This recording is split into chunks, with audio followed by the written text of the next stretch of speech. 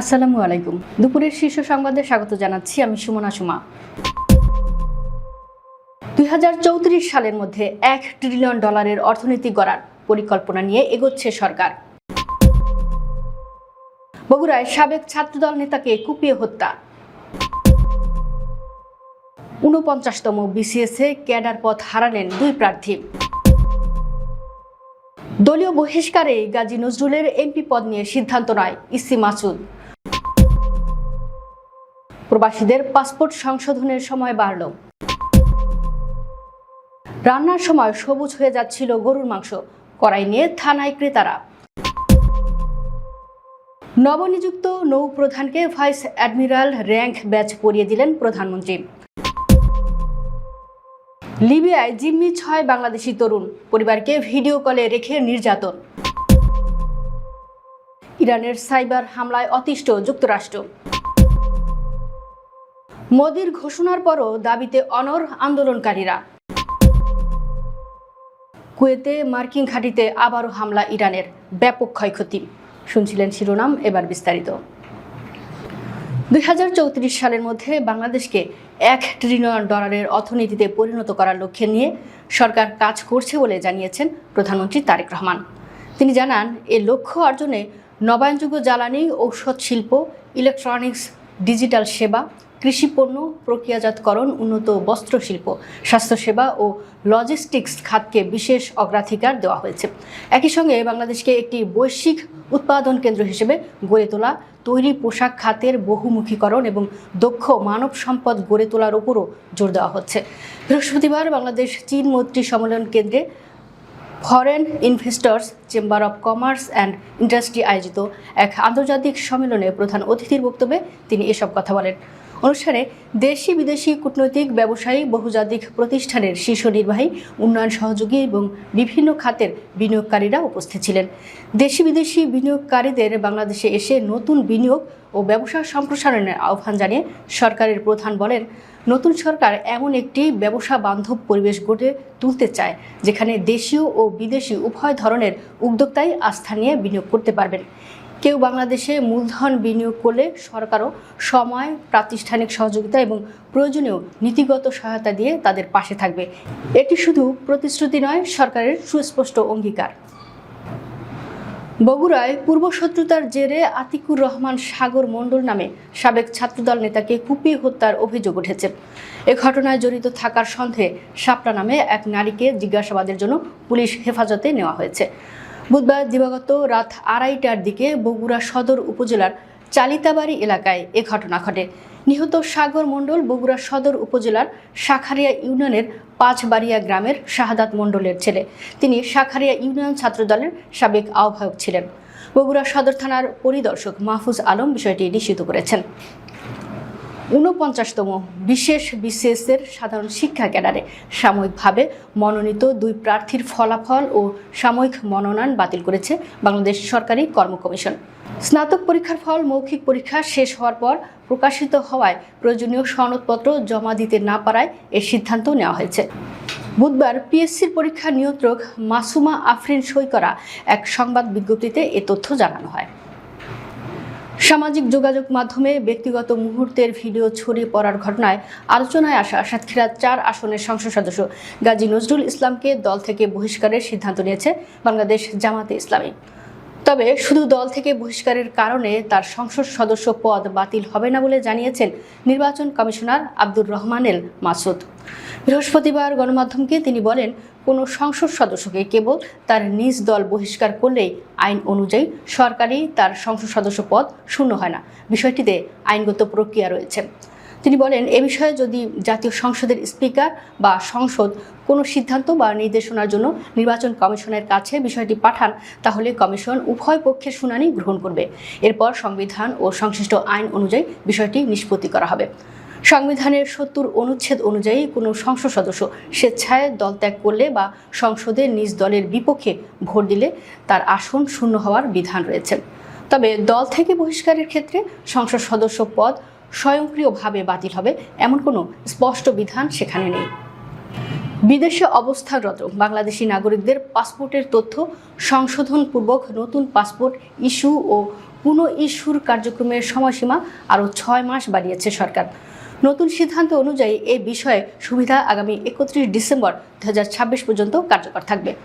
মঙ্গলবার স্বরাষ্ট্র মন্ত্রণালয়ের বহিরাগমন 4 শাখা থেকে জারি করা এক প্রজ্ঞাপনে এ তথ্য জানানো হয়। স্বরাষ্ট্র মন্ত্রণালয়ের উপসচিব মোহাম্মদ নুরুজ্জামান প্রজ্ঞাপনে স্বাক্ষর করেন। খুলনার পাইকগাছায় বাজার থেকে কিনে আনা গরুর মাংস রান্না শুরুর পর সবুজ রং ধারণ করার ঘটনায় এলাকাবাসীর মধ্যে ব্যাপক আলোচনা শুরু হয়েছে। বুধবার দুপুরে পৌর এলাকার মডার্ন বেকারির কর্মচারীরা পিকনিকের জন্য কেনা মাংস রান্না করতে গিয়ে এ ঘটনা দেখেন। পরে রান্না করা মাংসসহ কড়াই নিয়ে তারা উপজেলা নির্বাহী কর্মকর্তার কার্যালয় ও থানায় যান। এই ঘটনার ভিডিও সামাজিক যোগাযোগ মাধ্যমে ছড়িয়ে পড়ার পর ব্যাপক আলোচনা শুরু হয়েছে। স্থানীয় সূত্র ও সংশ্লিষ্ট ব্যক্তিদের সঙ্গে কথা বলে জানা গেছে, পাইকগাছার মডার্ন বেকারির 25 জন কর্মচারী বুধবার কর্মস্থলে একসঙ্গে ভোজের আয়োজন করেন। সকালে বেকারির কর্মচারী লিটন হোসেন সহ 3 জন পাইকগাছা বাজারে মাংস ব্যবসায়ী ইসমাইলের দোকানে যান। তখন ইসমাইল তাদের জানান, আজ জবাই করা গরুর সব মাংস বিক্রি হয়ে গেছে, তবে আগের দিনের কিছু মাংস ফ্রিজে সংরক্ষিত রয়েছে। সেখান থেকে 4 কেজি মাংস কিনে তারা রান্না শুরু করেন। বেকারির কর্মচারীদের ভাষ্য, তেল মশলা দিয়ে স্বাভাবিক নিয়মে রান্না শুরুর কিছুক্ষণ পরে মাংসের স্বাভাবিক লালচে রং বদলে নীল সবুজ হতে থাকে।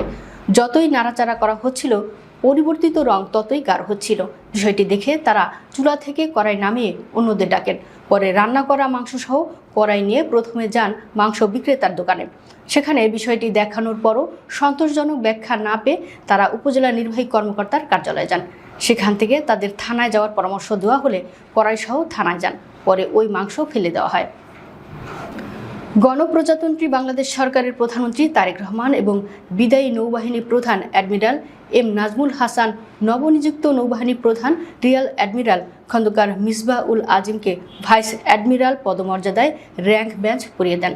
বৃহস্পতিবার সকালে ঢাকা সেনানিবাসস্থ সশস্ত্র বাহিনী বিভাগে প্রধানমন্ত্রীর অফিসে আয়োজিত এক অনুষ্ঠানে এই র্যাঙ্ক ব্যাজ পরানো হয়েছে। এ সময় প্রধানমন্ত্রী নবনিযুক্ত নৌবাহিনী প্রধানকে অভিনন্দন জানান। নবনিযুক্ত নৌবাহিনীর প্রধান বাংলাদেশ নৌবাহিনীর পক্ষ থেকে মাননীয় প্রধানমন্ত্রীর প্রতি কৃতজ্ঞতা প্রকাশ করেন। ভালো জীবনের আশায় ইতালি পাড়ি দেওয়ার স্বপ্ন দেখেছিলেন কুমিল্লার মনোহরগঞ্জ উপজেলার 6 তরুণ, কিন্তু সেই স্বপ্ন এখন পরিণত হয়েছে দুঃস্বপ্নে। অবৈধ পথে লিবিয়া যাওয়ার পর প্রায় 8 মাস ধরে তারা মানব পাচারকারী চক্রের হাতে জিম্মি রয়েছেন। মুক্তিপণের টাকা আদায়ে তাদের উপর চালানো হচ্ছে নির্মম নির্যাতন।